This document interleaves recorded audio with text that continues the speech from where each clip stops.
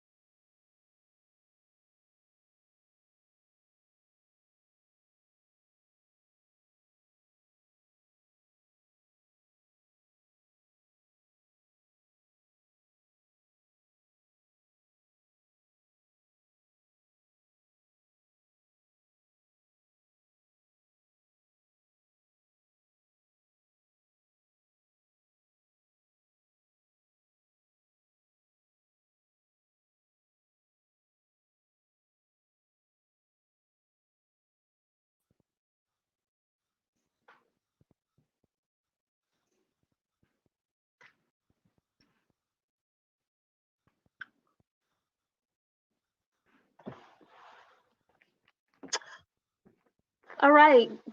Good evening, everyone. Thank you so much for joining us today for our second community chat. And we appreciate, I see that there are already people on our Facebook live stream joining us. We are also streaming to our YouTube page. And if you registered, please join us on the webinar. We are beginning. If you would like to leave a comment on Facebook or YouTube, we will share those with the panelists as well as those of you that are on the call with us on the webinar. We're so happy to have you. Today we have with us three of our board members, Ms. Sabrina Hill, Ms. Jasmine Bowles, Mr. Mark Christmas. They will introduce themselves and tell you a little bit about themselves. And then Dr. Ralph Simpson, our Deputy Superintendent, will introduce our staff that's on the call.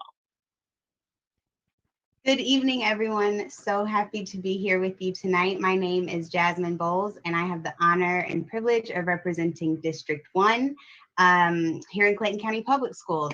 All scholars are our scholars, though, so really happy to connect with any resident who lives in Districts 1 through 9. I'm a proud product of Clayton County Public Schools and am the youngest elected official here in Clayton County. So honored to engage with you all tonight. Thank you. Good evening, ladies and gentlemen. My name is Mark Christmas. I'm super excited to be here this evening. I've been a resident of Clayton County for 28 years. This is my 9th year as a board member. I am super excited about serving our scholars and my constituents in every area we could possibly be used in. If you need me, I'm the guy to call. Call me, I'll call you back, regardless of how you're feeling, but call me. Thank you. Greetings, everyone, and thank you for being here. I'm Sabrina Hill, School Board Member, District 7. I'm a proud resident of Clayton County for the last 21 years. I'm an advocate for public education, and I am here to serve you. I believe every child needs a champion, and it is a pleasure to be on the board of Clayton County Public Schools. I look forward to working for you and with you. Together we can, together we will, and thank you. Hey, great. And before Dr. Simpson join in to introduce the staff that's on the call, I do want to also acknowledge that our board chair, Ms. Jessie Goree, is on the call, and Mr. Benjamin Straker, that will be helping me with questions at this time, is also on the call. District 9. Dr. Simpson. Great. Good evening, Madam Chair, members of the board. I bring greetings on behalf of our Superintendent and CEO, Dr. Morcease J. Beasley. If you would just allow me for a few brief moments, I'd like to introduce staff that's on the Zoom this evening, starting out with our Deputy Superintendent, Dr. Anthony Smith, Assistant Superintendents, Dr. Hendricks, as well as Dr. Guiney and Dr. Lee, Dr. Wilson, Chief HR, and Mr. Thompson, Director of Operations. And we're glad to support and provide whatever assistance we can this evening. Dr. Beasley will be joining us a little bit later. Okay, great. Thank you so much, everyone, again, for joining us. If you are on Facebook, if you are joining the webinar live and you're actually on the call, please place your comments in the chat and let me know, indicate whether or not you would like to ask your question on the live stream, but please leave your comment. And now I just want to share a few highlights with you from our board. And this digital book will be coming out soon for you to get to know your board members. But here are all 9 of our board members, and you'll see their pictures, and you'll get to meet them, meet the other 3 on tomorrow. And you'll find information about each of them. But I also wanted to share that our board has been truly engaged in food drives. They have been reading to students and participating in classroom activities and supporting the schools. As you can see here on these pictures, they have visited several schools, but the nutrition staff, the buses, took tours of the schools and just been very active and involved. And of course, I am the board coordinator, and you'll have that information on how to contact us. And now we will watch a short video of the board in action with at our food drive.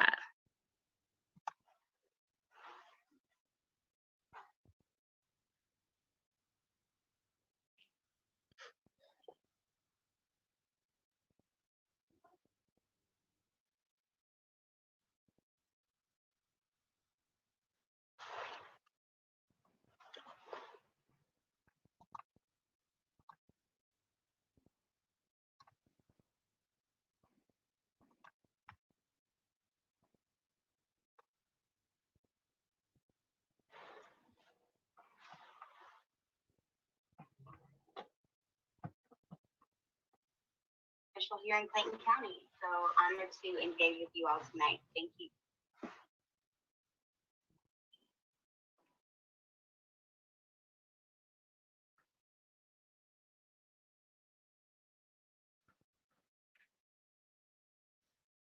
Okay, Tierra, I don't believe the sound is playing. Can you reshare and then click that little button that says share sound?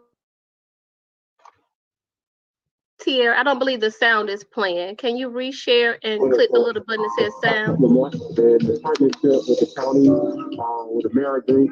But as you can see, as today, the need, so it's definitely a dire need for the community, and we're just able to, and it's a blessing to be a service, to the community. My name is Eduardo Gopar, and I think this is important because we want to help our community who are suffering from the Tierra, can you share your screen? Hello, my name is Jasmine Bowles, and I represent District 1 on the Clayton County Board of Education. Today is Friday.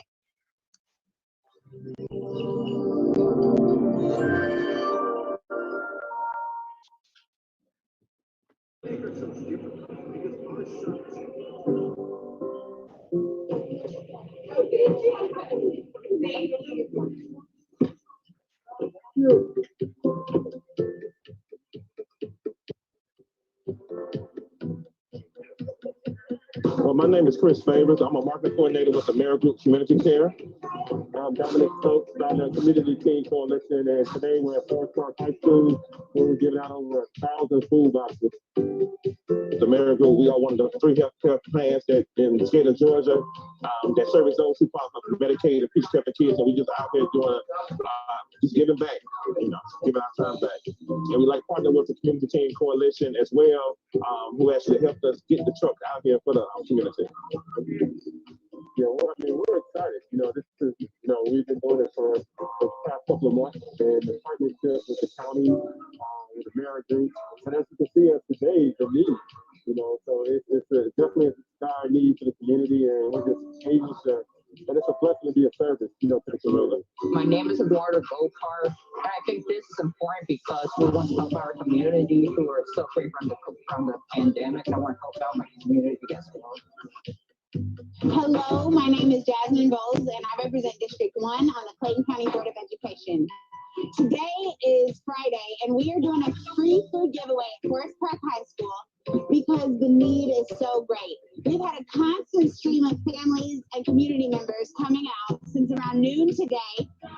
As you know, in addition to the pandemic, we've got a lot of folks who are not working or are working from home. And so it's a real honor to be able to give out in partnership with the Mayor Group and all of the incredible volunteers today. It's been great giving back.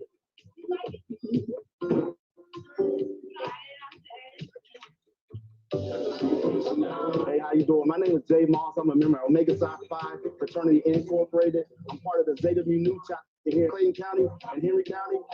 Some of the Clayton County board members called us and asked if we could come help with food distribution. So we came out here, just wanted to do some community service and give back to our community. My name is Ty Nash, and today we are here volunteering, helping the community. We give away potatoes, fruits, meat.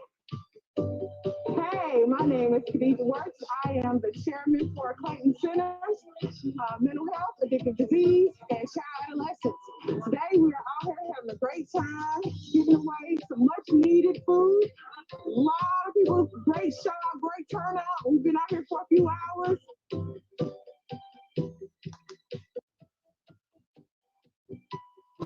My name is Victoria Williams, and I represent District 4 of the Clayton County Public Schools. And we're out here today at Forest Park High School giving out food boxes from 3 to 5 today for the families in need. It's a lot of families in need right now in this pandemic, so we're out here trying to do our part and give back. Hello, my name is Dr. Lika Anderson. I am the vice chair on the board, and I represent District 8, where it's great. And I just want to thank everyone for coming out today. This has been a dream of mine, so because I know that our board works hard, but I want everybody to really know how hard our board works. And so one thing that we focus on is making sure that our community eats. And we know that the children are out of school right now, but that's okay. We're going to make sure that we take care of you. We're going to make sure that we take care of everybody in the Clayton County community. So that's why we're here today. We want to make sure that our kids are fed well, that they're still learning, that everything is going well, and that we continue to give to our community. We're a board that works together, and we collaborate with our community, and that's why we're here today. And thank you, everyone, for coming out.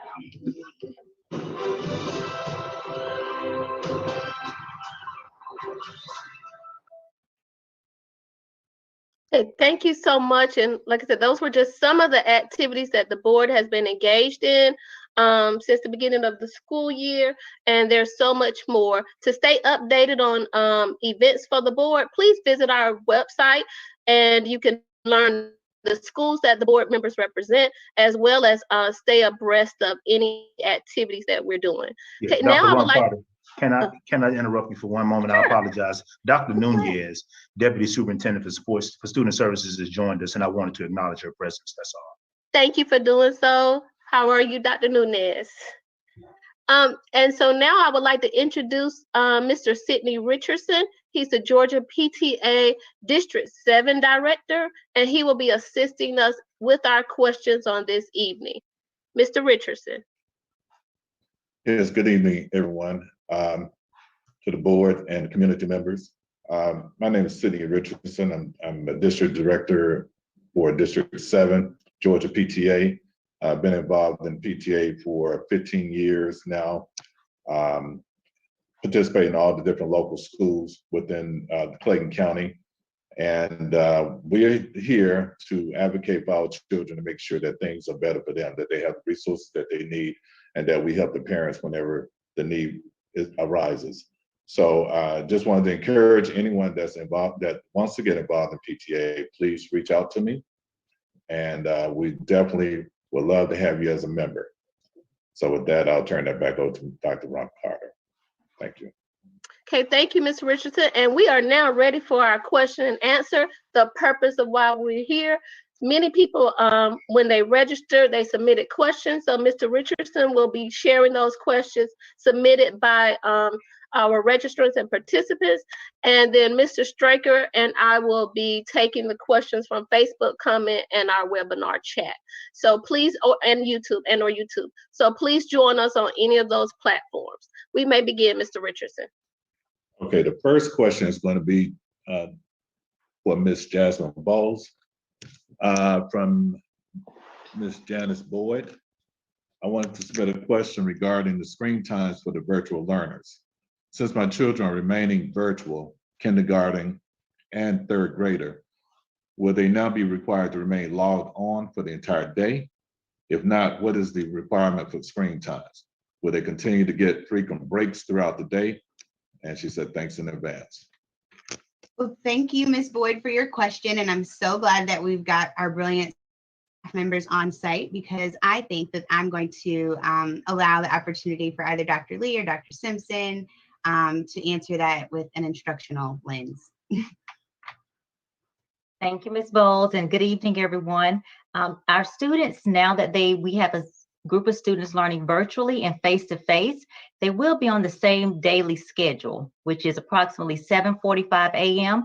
to 2:45 p.m. However, yes, our schools have been advised they will continue to build in frequent breaks, plus breakfast, plus lunch. And we are also advising our schools to continue to use unplugged activities. And that's where students just step away to learn without the computer. So the combination of those breaks plus the unplugged activities, you should not see a substantial exposure of time into the screen. Okay, great, thank you. And I also want to acknowledge that Dr. Haney and Ms. Victoria Williams, or our other two school board members, are watching via Facebook Live. And so now, Mr. Straker, do you see a question that you would like to share from our Facebook? I have one from Dana Rogers that says, are you going to have extra nurses in each of the schools? Dr. Collier has just joined us. I think she's on, and I'll allow for Dr. Collier. Would you please respond to that question? Yes, good evening. In regards to the support of our healthcare team, we have secured interns from United Educational Institute that we're in the process of training to provide additional assistance in our schools, especially our elementary schools. And so we're looking to try to get those individuals trained and in place by April the 12th. Okay, great. And we have a comment from one of our webinar viewers, a question. It says COVID-19 protocol school safety video shows the temperature of car riders' temperature being checked prior to exiting the vehicle. But the bus riders did not follow the same protocol. Why the discrepancy?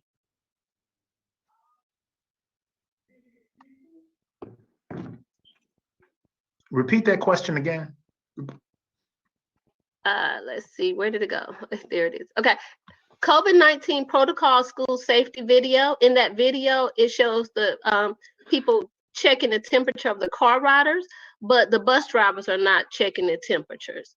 Why aren't they following the same protocol where the bus drivers check the temperatures just like the people who are riding in the cars? The schools are checking the temperatures as the people get out of the cars before the kids enter into the school buildings if their parents are dropping them off. However, the children who are riding the school buses, the bus drivers are not checking temperatures as in the video. Will bus drivers check temperatures, or is the video accurate where they're not checking temperatures of students? Good evening. You want to take that, Dr. Smith?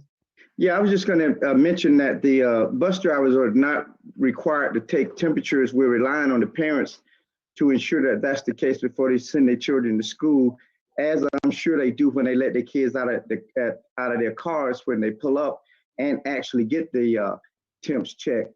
But the responsibility of a bus driver, you know, being responsible for a big piece of equipment like that is vastly different than somebody pulling up and getting out of a car. So we ask that they focus their attention on ensuring that they, you know, conduct the transportation of that bus.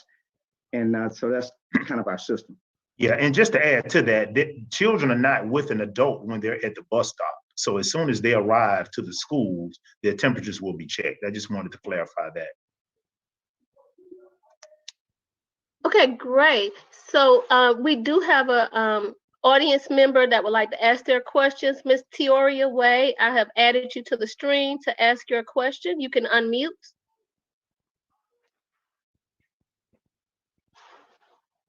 Hi, can you hear me? Yes, ma'am. Okay, my question is, my daughter is going to remain virtual because I'm, of course, don't feel safe.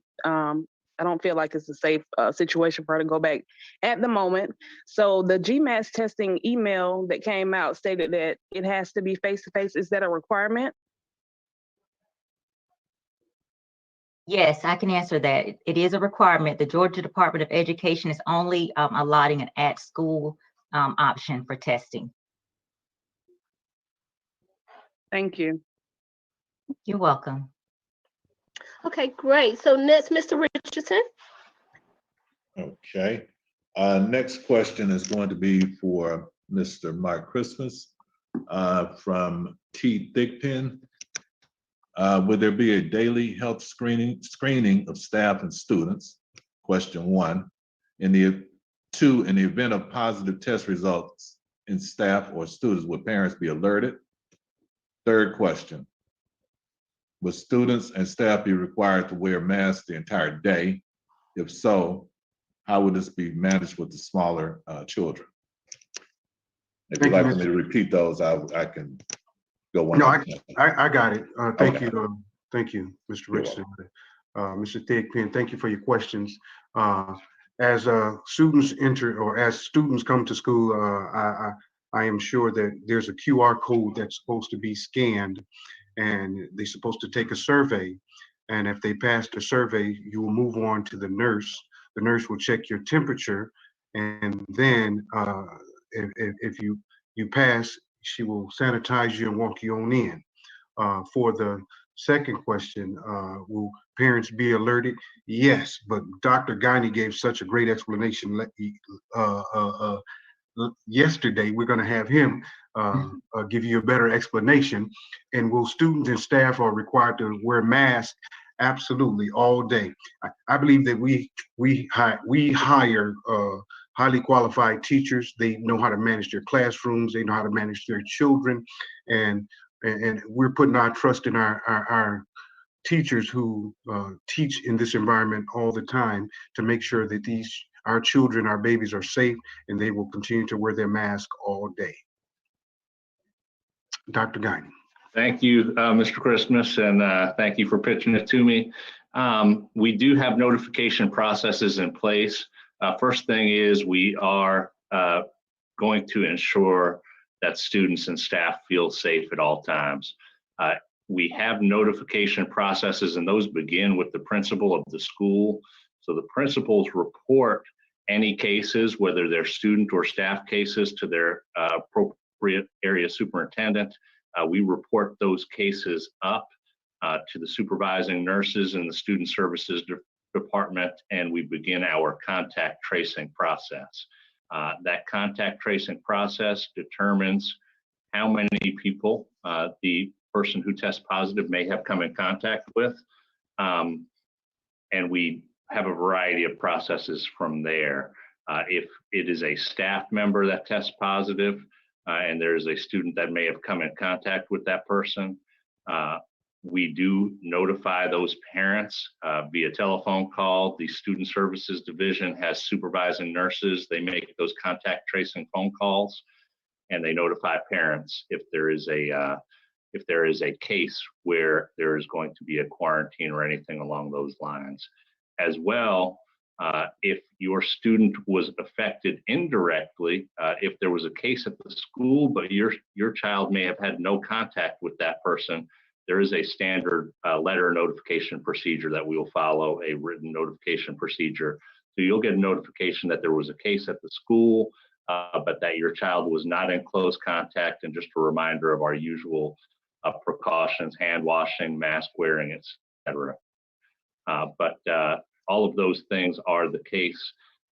We are making sure in all cases that we are being very forthcoming in those cases. And in most cases, we are establishing how the limited locus of control for students and or for the who have come in contact with the person. And but if it's beyond that, we send a letter out to everybody. So that's it. Dr. Collier, you may have something additional to add. No, Dr. Guiney, you did an excellent job. That's the protocol that we follow. Thank you. Okay, great. So now we do have a live audience member that would like to ask their question. So Ms. Mary Gaskin, please unmute. You may ask your question. My question? Or comment. Okay, my statement is, well, it's a question, but the children were giving, we had to do a survey to see if they wanted to take the test or not, or if we wanted them to take it or not. And we answered the question, the survey, and then after it was answered, it read that they would be getting a 0. Why is that? I can answer that question. I did put a response in the chat box. The 0 is for high school students taking a high school course. So the students taking a high school end of class are required to take the assessment. It's state law, they have to take the assessment, and the grade counts as their final exam grade. For this year, that weight has been reduced from 20% to 1/100th of the percent. So if the student doesn't take the exam, we have to put something in that that category. And so if they don't participate, it's a 0. And again, for this year, that's a minimal impact since it's 1/100%.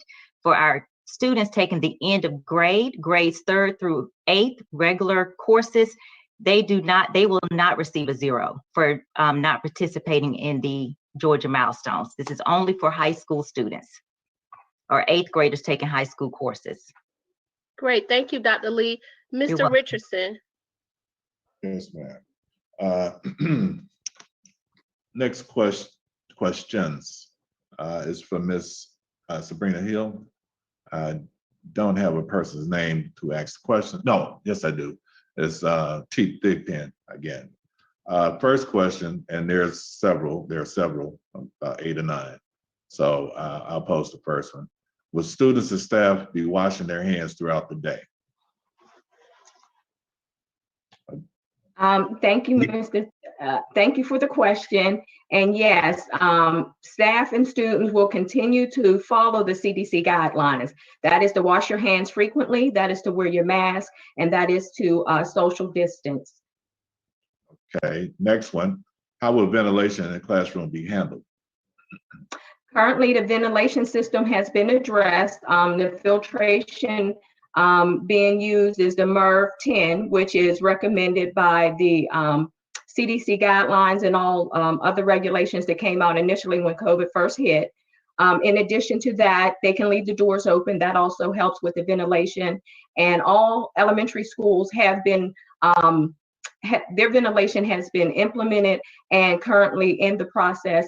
And we have maybe about 6 or 7 between middle school and high school. So yes, those issues have been addressed. And I personally had the opportunity to go to the schools and I actually witnessed it. Okay, next, how will social distancing be achieved? Social distancing, again, will be achieved because all schools have put markers on the floor to identify the spacing. The classroom has been set up in a manner that all students will be 6 feet apart. They will be facing the front. They are to learn their friends on the right and the left to make sure and identify there will be assigned seating. And again, the teachers will ensure that all of these safety measures will be enforced. Safety measures will be implemented and followed through. Next, will disinfectant be used daily? And what about shared areas or surfaces within the classroom? Yes, disinfectant will be shared daily. Will be used daily. It is actually in the classroom. If for any reason they do not have it in the classroom, it is in a common area for the teachers to access through facilities management. After every classroom environment, there's a door hanger that they use that let the facilities management know that that room is no longer occupied, that it needs to be thoroughly clean. But throughout the day, the teachers will take the necessary measures for common areas to keep it clean and just teach and do an orientation with the students to understand the importance of their safety so that everybody will follow the same protocol. Okay, will the school buses be disinfected daily? Yes, the school buses are not only disinfected daily, but they're disinfected after every route. The bus driver has have the necessary equipment. He will spray down every seat. He will spray down every area that was touched from getting on the bus, exiting the bus, even the doors when they close and shut. I witnessed this, so I can tell you firsthand that the procedures in place is absolutely safe. When they spray the disinfectant, it doesn't have an odor. And when it hits the surface, it covers the surface in its entirety. And the students will be safe. Okay. Next, will the students be properly spaced on the school bus? The students will sit 1 student per seat, and they'll sit every other seat. Approximately 40 students on each bus when our normal capacity would be 72. Okay. Next, will there be temperature checks in the morning given to staff and students? yes, there will be a temperature check given to staff and student. They have the electronic temperature gauge when you walk in. Even I had to do it when I was visiting the schools. And I believe that even if you exit the building, you would have to go through that same protocol coming back in. Okay, last two. Are students going to play together during recess? Students will play together during recess. However, we encouraged our staff not to use the equipment due to needing to have it disinfect, but we will encourage our students to have fun, but wear their mask, still exercise social distancing, but have a sense of normalcy with one another. Okay, and last one, will students be properly spaced during lunch? Students will continue to be properly spaced because currently their lunch will be in their classroom setting. That was the last one. Okay, great. So, Mr. Richardson, you can continue with the next set of questions for the next panelist. Okay, next question is for Ms. Bowles. This is from T. Theopan as well. What are the COVID-19 effect on SPLOS allocation, CapEx, and jet fuel tax? How do you see the future of learning in Clayco? All right. I'll give my stab and then pass the microphone, but COVID-19 has had an effect on all sales taxes everywhere. And that is the correlation that I see with SPLOST allocation. Spending across the district, state, and country have been down. And that has impacted some of how we've been able to collect SPLOST funds. In terms of this disbursement on our projects, I'll allow a staff member to jump in on that. CapEx, unsure what that's an acronym for. If someone knows, please let me know. And the jet fuel tax, I believe, is also over. It's complete. And we no longer receive jet fuel contributions from any of the partners, including Delta and the airport. In terms of the future of learning in Clayton County, I think we can all be excited to say that we are going to make sure scholars are back in school, but that some things will never be the same, right? So we're really excited to see virtual learning be a permanent part of all learning that happens in school. We're going to continue to leverage a lot of the online tools and skills that students have been introduced to now. And they'll have an opportunity to continue to learn some of the cool tech skills that they've been exposed to since being out of the classroom. So those are some things that I hope are going to be part of our future permanently, is some of the skills that they've picked up while out of school. But we're really excited to get hands and eyes back on our learners. If any staff member has an opportunity to enhance that answer, please feel free to do so. Ms. Bowles, I think you're spot on. Okay, great. Mr. Straker, do we have any questions on Facebook? I have one from Aisha Salah, and she said, will teachers get any kind of break throughout the day, and when will they have time to plan?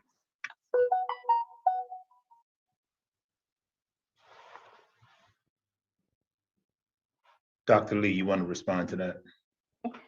So yes, teachers will have a break throughout the day, and planning is a daily part of the master schedule. So principals work very closely and creatively with their teachers to make sure that they have time for those things.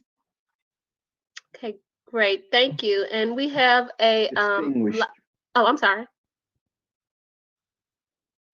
Someone else was speaking? Okay, so we have a audience member that would like to ask their question. Miss Ming Lee, please unmute and you may ask your question.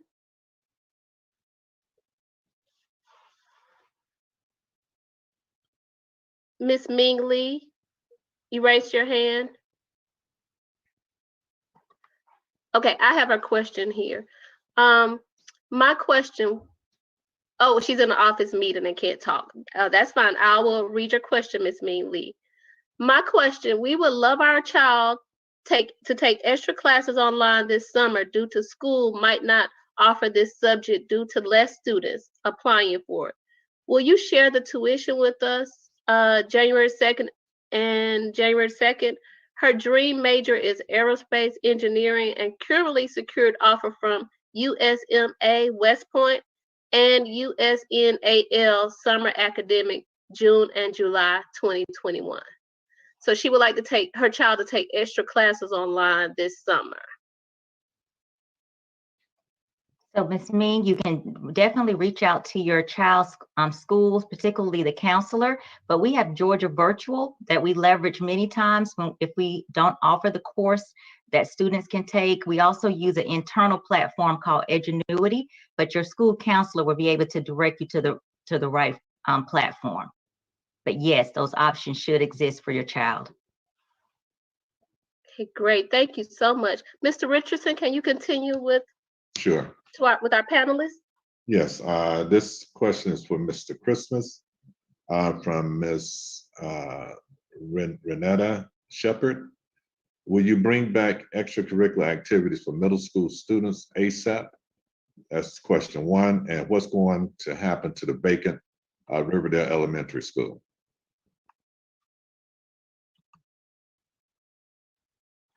Thank you, Ms. Shepherd, for your question. Yes, middle school extracurricular activities will take place. Middle school sports will begin again, and we will have everything that we had when we left the building. And so all of those extracurricular activities will be available to our students. What's going to happen to the vacant Riverdale Elementary? Last we talked. We were going to turn it into pre-K learning center. The building is not usable, so we will tear the building down and build a pre-K learning center. Thank you. Was there any other questions? Okay. No, just those two. Okay, Mr. Straker, can you share a question from Facebook, please? All right, let's see here. I have one from Megan Morley. She wants to know the status of the air vents, whether they've been cleaned out and dusted out, and whether plexiglass screens will be supplied for the face-to-face instructions. Repeat that question, Mrs. Straker.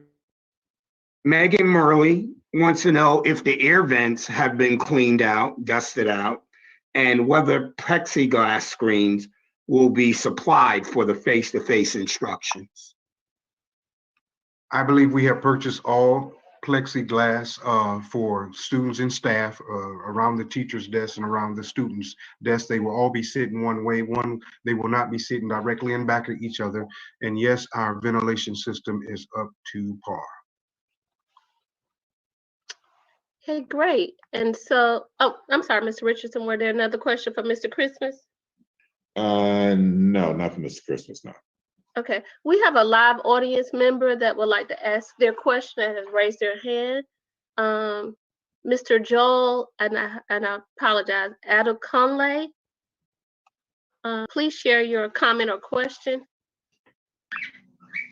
Yes, I just want to know if it's compulsory for the fifth grader to take the GMAT. Is it mandatory to take the GMAS for students to take? Yeah. Okay. The Georgia Milestones assessments have not been waived. They are still required assessments. However, if your child is remaining virtual, there is a decline option where we can properly code it that for the reason for why your child is not participating. And parents have the option to opt out. We just will continue to use the Georgia Milestones as an important measure of student learning. At the high school, if your child is taking a high school course, if he or she does not participate, he or she will receive a 0 for a final exam grade, which for this year will only count 1/100th of a point instead of 20%. Oh. Okay, thank you so much. Mr. Richardson, can we continue with the panelist questions? Yes, this question is for Ms. Bowles from Garrett Beulah. What are the effects of COVID-19 on student learning or student learning loss? Great question, and a question that I think educators are struggling with all around the country. So our scholars have been out of school for way longer than we want, and that will no doubt have an inadvertent impact on learning. But I also think that's part of why measuring our students' knowledge is so important. And so we have some metrics in place to make sure that we are taking snapshots of what they have internalized throughout the year. And we'll use a lot of that data to set strong learning plans throughout the summer and at the start of next year. And I say that as an educator myself and with complete faith in our teachers as they are working really hard to close the gaps that we know have only widened. Okay, great. Thank you. Mr. Straker, can you share any questions from the Facebook or you Facebook? There are no additional questions at this time. Okay, great. So let me check the chat. Okay, so we have a question in our webinar chat that says, what is the process for visitors? Will there be temperature checks, mask requirements to enter? Check the chat. Okay, so we have a question. You want me to answer that question? First of all, visitors will have to schedule an appointment to even come into the building. And then, yes, they will use the same standard as our employees and our children. They will have to scan that code so we can deal with the contract tracing, and they will have to pass in order to enter the building. So yes, temperature checks and sanitation of their hands, and then they will be escorted to the office to deal with the business that they come to deal with. Okay, great. I see one more question. Will summer school be virtual? We have, oh, I'm sorry, but were you directing that to me, Dr. Yes, you can Lockhart? answer that, Dr. Lee. Okay, yes, we will have summer school virtual with a face-to-face option for our elementary school students and certain levels for middle school. Okay, excellent. Thank you. And Mr. Richardson, we can continue with the panelist questions. Okay, this is for Ms. Hill from Marion Frank. Are all air system filters being changed in all Clayton County schools? Yes, thank you so much for that question. All air filters are being changed at present, and they will be on a every 2-month rotation. Okay, great. Thank you. And so we have a question from one of our live audience members, and it says Therese Tyler. Ms. Tyler, you may unmute and ask your question.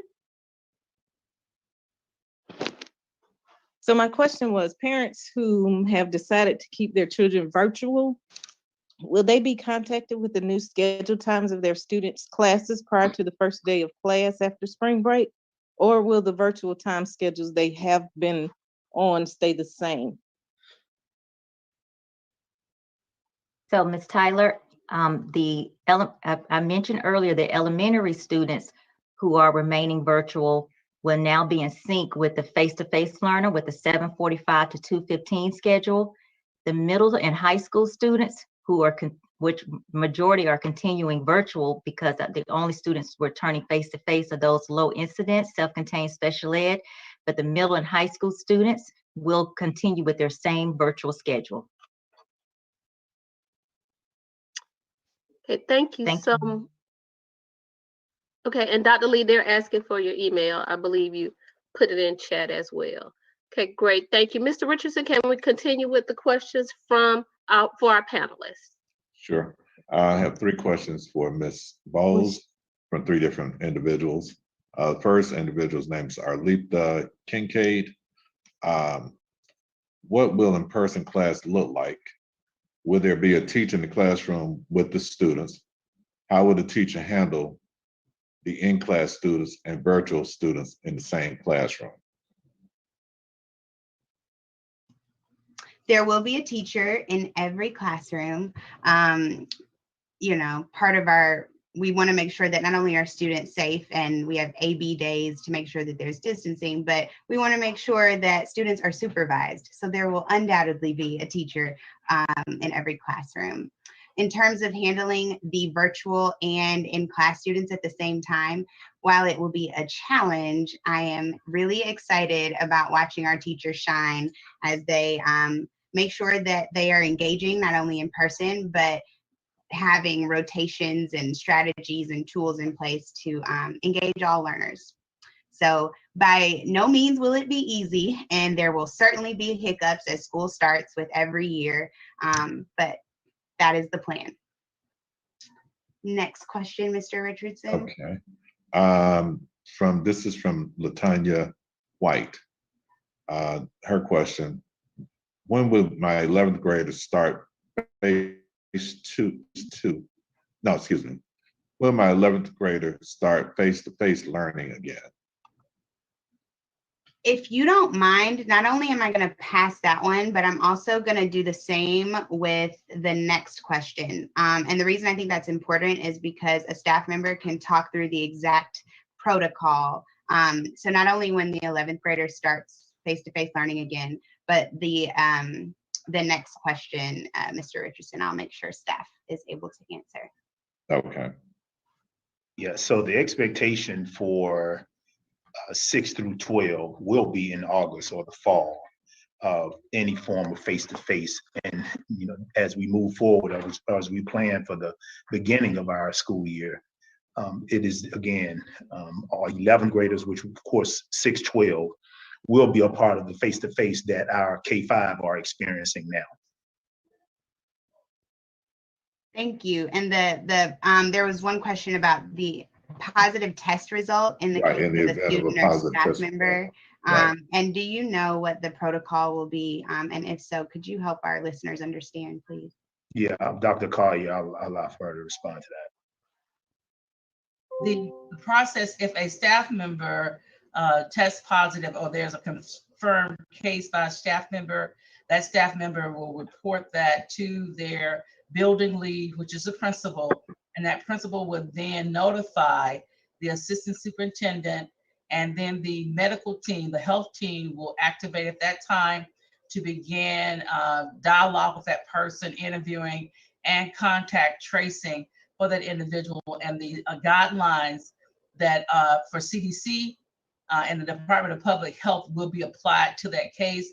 And when, if necessary, there need to be any areas of the building that are sanitized, the sanitation team will be contacted so that that piece is put into place as well. But we will follow the guidelines that are currently in place as it relates to a staff member that tests positive for COVID-19. Also keeping in mind that if an individual is fully vaccinated, they may not necessarily have to quarantine.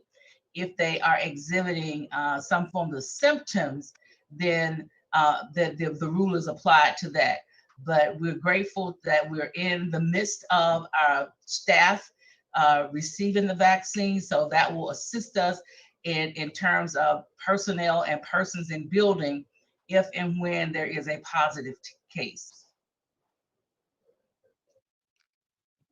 Okay, great. Thank you so much. And so, Mr. Straker, are there any other questions on Facebook?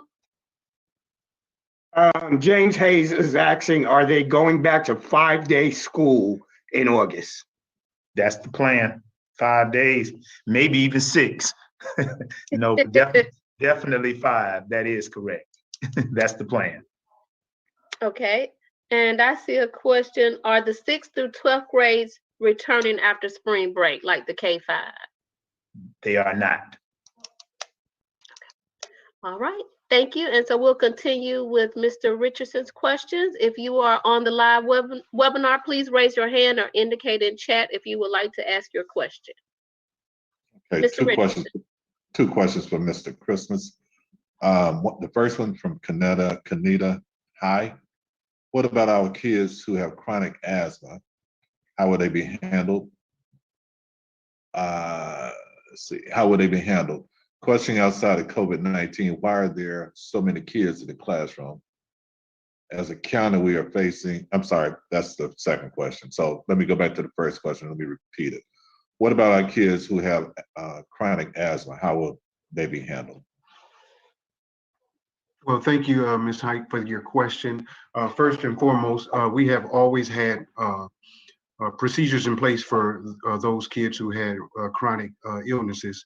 I believe they have a pump left with the nurse, and if they are feeling ill, they have to go to the nurse and let the nurse deal with that issue. But we haven't changed any way we deal with kids with chronic asthma. The procedures have always been in place, and we're just going to make sure that they social distance and follow the CDC guidelines. Okay. The second question is from Shantae Banks. The question is questioning outside of COVID-19. Why are there so many kids in the classroom? Question. As a county, we are facing a teacher shortage. 25 plus kids to one teacher makes me want to pull my child out of the district. Well, Ms. Banks, I'm sorry you feel that way about our scholars here in Clayton County. There's only going to be 40% of the that I know of. I think that's coming back so far. So I don't understand the crowding question, but I don't think our classrooms will be crowded this year because many parents have chosen to do virtual learning at home, and 60% of those kids will be at home. So I don't think crowding will be a problem. But I'm sorry you feel that way, and I just think is doing the same COFA moment, and we're getting ready to turn this system around and do great things right here in Clayton County. Thanks. Okay. Those Okay, are the only two. Okay, we can continue on, Mr. Richardson. Okay. Next, Ms. Hill. Have two questions. First is from Shamika Jones. I've been having issues where it's the teacher not showing up to even take attendance, and the fact that some teachers are assigning work but not teaching the lesson before assigning the work, which is one of the reasons the students aren't learning. That's, I guess, more of a statement than a question, but if you'd like for me to repeat it, I'll repeat it again. I thank Ms. Jones for her question, and I sincerely apologize for the experience that she has had with her student. I have to encourage her to reach out to the principal because that's a matter that would need to be addressed within the schools. The next question is from Rose Moppins. Will next school year start virtual with face-to-face options? Yes, thank you so much for the question. Next year, school will begin August 2nd, and we will have the option of virtual and as well as face-to-face. Okay, those are the only two. Thank you so much. Okay, we have a question in our chat that asks for next school year, is it 5 days with the AB face-to-face rotation or 5 days every day? No AB rotation. 5 days every day. Thank you, Dr. Simpson. Okay, Mr. Richardson, we can continue with our questions. Okay, now these, I don't have any others that are for a particular board member. So I will read the first one. It's from ATM, they just list their initials. Why bring the children back to school during the pandemic with such a short time left this year? Why could we have not spent this time vaccinating everyone and coming up with a solid plan for re-entry next year? How are you really going to protect us? I can respond to that, but I'll give a board member or board members an opportunity to respond first. I respect the question. So I think it's a fair question that you are poised to answer, Dr. Simpson. Go for it. So and that is a great question, and understandably so. You know, I have to make sure that everyone know, and everyone should know, that out of all of the school districts in the state of Georgia, we are the very last who have returned to some phase of face-to-face learning. And that's not an advantage nor a disadvantage. We've been very, very patient. We've been very, very careful, extremely careful to that point, in making sure that we had all processes in place and that we were very strategic before we even put any of our children and our families, as well as our staffs, in a position where it could bring any harm to them. One of the things that we based our decision was on the fact that the numbers had to be decreasing, and we were able to roll out our own vaccination site for our own staff members. With those two things coupled together, we saw this as a prime opportunity to bring back K-5. And some may ask, why K-5? The research states that the transmission is much, much higher for older children. So that's why we decided on K-5. As a part of our reopening phases and our strategy, we stated that we would announce 2 weeks prior to bringing any children back. And so we did so 2 weeks ago, and bringing the K-5 teachers back on last Monday for them to plan. It's important that they had those 2 weeks to plan. Yes, there will only be 5 or 6 weeks to the end of the school year, but at least it gives us the opportunity to have our first run at it. We hear learning loss. We hear learning loss for all children. And it's not that we are marginalizing and forgetting about our 612, as we'll continue to provide a virtual opportunity for them. But we needed to bring our babies back, and this is the best time, along with the research, along with the data, and additionally, the fact that we have our vaccine rollout. We feel that this is our best opportunity to do so. And that's why we're bringing the K-5 back, the teachers and the students. And with our processes in place and our protocols, we can ensure, while we know that this is not going to be perfect. Yes, as Ms. Bowles stated earlier, there will be hiccups, but we'll adjust. But we'll meet the needs and we'll meet the challenges all at the same time. And essentially, that's what we're here for. That's our duty, that's our responsibility. And we're gonna uphold that responsibility to the utmost.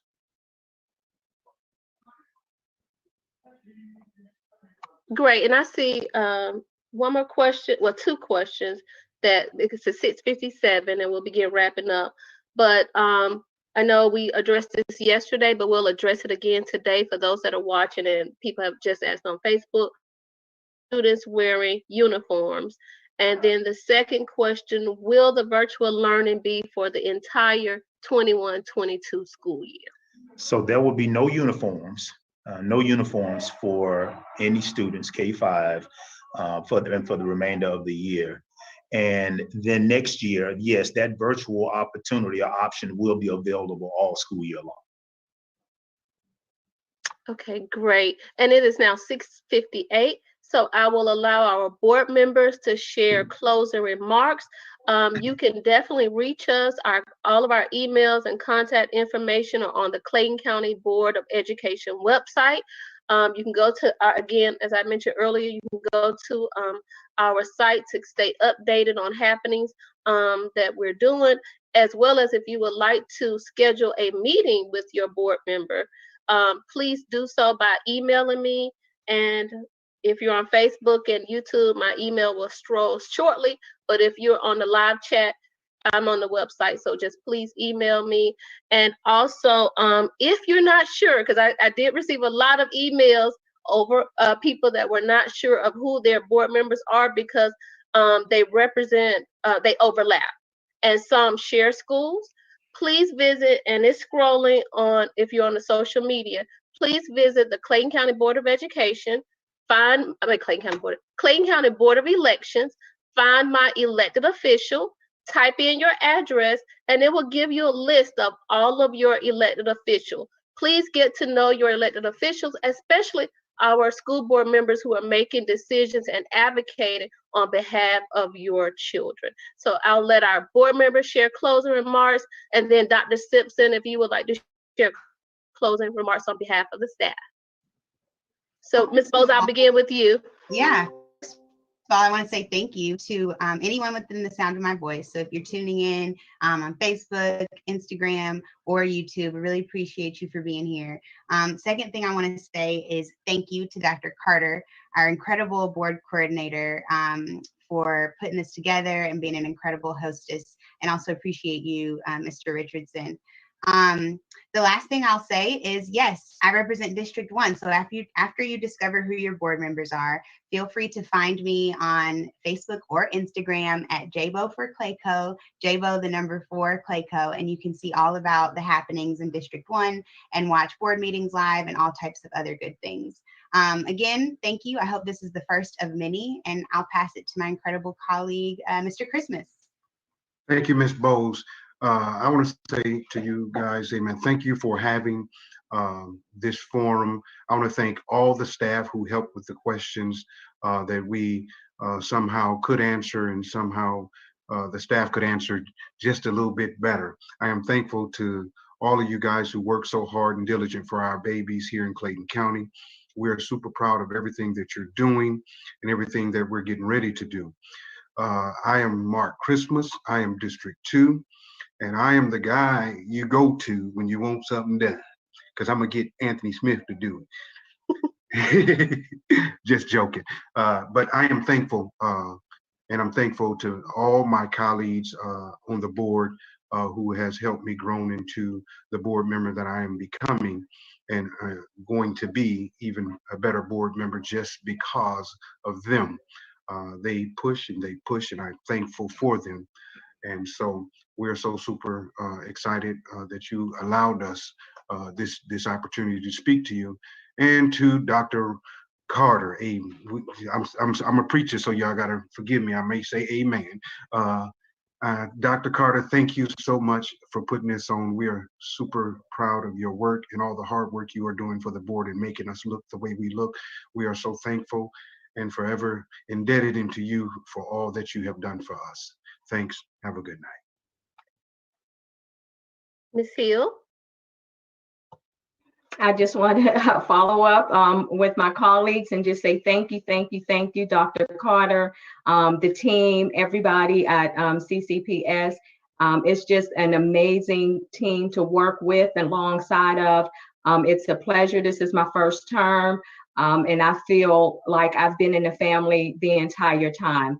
I'm grateful to be here. It's a pleasure to serve you. I want to thank everyone for the wonderful questions. They were excellent, thought-provoking, and give us an opportunity to be there for you. Again, like my colleague indicated, I hope this is the first of many. We need you. We need your input. We're here to serve, and I'm grateful to be a part of such an amazing team and to serve Clayton County. So thank you so much for coming out. Stay safe and have a great evening. Dr. Simpson? Yes, I want to first give a shout out to these very well-informed board members who did a phenomenal job at responding to some very complex and difficult questions. You made our jobs very, very easy, as we just participated, one, because we should, two, because we kind of have to, but we're here to support you all. But that support was very limited this evening because you all were extremely informed and articulated the responses very, very well. So I want to give you a shout out first, and then secondly to our staff, for being who you are and continuing to, carry that mantle as we do. Just know for the viewing public that we're here to serve as we always do. One or two reminders.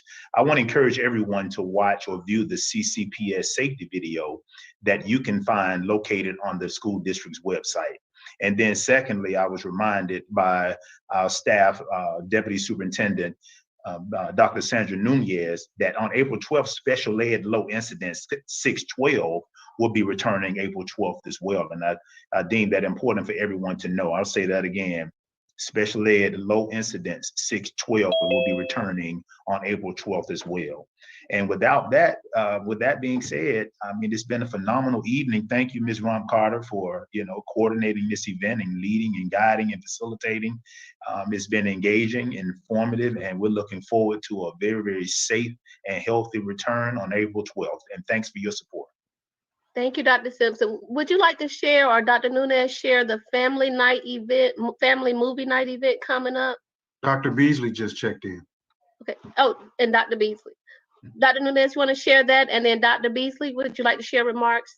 Sure, absolutely. We are very excited to announce and to invite to our family movie night that is going to take place on Friday, the 16th. And it's going to, as a matter of fact, you might not be able to, it's full. I mean, we put it out there and immediately families register it, but we are making sure that we open up the spaces for the cars, because it is going to be a very safe event, practicing all social distance protocols that we have. So we want to make sure that we maximize the space, but the maximum capacity is 150 cars. But this is not going to be the first time that we do this. Hopefully we're gonna do it again for back to school. But it's going to be the 16th at Terrace Stadium, opening up at 6:30, the parking lot at 6:30, and starting the movie at 7:30 in the evening. And the theme is to bring families together. It's a friendship movie with Will Smith, and we are excited to offer that to our community and our families and parents and students. Thank you, Dr. Nunez. Dr. Beasley? You're still muted. Thank you. Thank you. Good evening, everyone. Hope everyone had a great evening, and the session went very well. My apologies for being late. I had another training event that I had to attend, and once I finished, I logged on. So hopefully, board members, it's good to see all of you. Hopefully, you got all answered. You got everybody's questions answered, right? I know you got the team here, and the team I'm sure was very helpful. So Dr. Carter, I couldn't help tonight with the YouTube and the other chats that were going on, but I hope that everyone. Ms. Goree and Dr. Haney took up the slack. They've been on Facebook answering, and Mr. Straker been asking questions from there. Very good. So I hope it's gone well. It's good to see everyone, and just another good effort to keep our community engaged and informed. So no one should leave these sessions saying that they don't know. They've had an opportunity to find out what they need to know. So thanks, everyone. Thanks, board members. Thanks, team, for being here and supporting the effort. And thank you, Dr. Carter. Thank you, Dr. Beasley. And I will be compiling all of the questions and getting written responses for you, so that because they've been across all platforms, but we'll put the questions on our site once we get them all compiled after tomorrow's event. That's good. And Dr. Beasley, Ms. Goree, Mr. Straker, and Dr. Haney, they have been answering the questions on social media, but we're going to ensure that every question, the ones you email to me, every question will be answered. So just give us a couple of days after the event tomorrow. And please, tomorrow. Mr. Richardson, thank you so much for helping to facilitate the questions.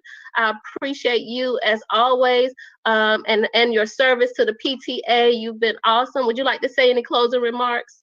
Why can't I see Sydney? I want to see what Sydney looks like. Dr. Beasley, my video is messed up right now. I'm gonna use that excuse. Good seeing you, though. Good to see you, sir. It's been a pleasure. I appreciate the invitation to participate in any meetings or forums or organizations within the Clayton County community. It's always my pleasure to be here to be supportive.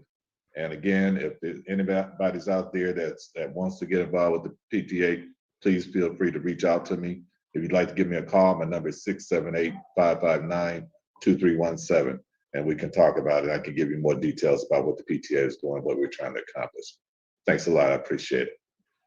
Mr. Richardson, you may have to change your number after giving it out. We had 1,500 people watching it yesterday. It might be dangerous, but hey, that'd be a good thing. It'd be a good thing. Well, again, thank you. Thank you to my phenomenal board members that were on the panel today, Ms. Bowles, Ms. Hill, Mr. Christmas, Ms. Goree, our board chair, Mr. Straker, Dr. Haney, Ms. Williams, and Ms. Mary Baker, and Dr. Anderson. It is just a blessing to be able to serve such a phenomenal, well-informed, passionate, dedicated, and caring team. And so I'm glad that the public will get to see what I see on a daily basis. Again, thank you everyone for joining us. Please join us on tomorrow. Have a wonderful evening. All right, you also. Thank you. Have a good evening. Have a great evening, everyone. Thank you, everybody. Thank you all. Great job. Great job. Thank you.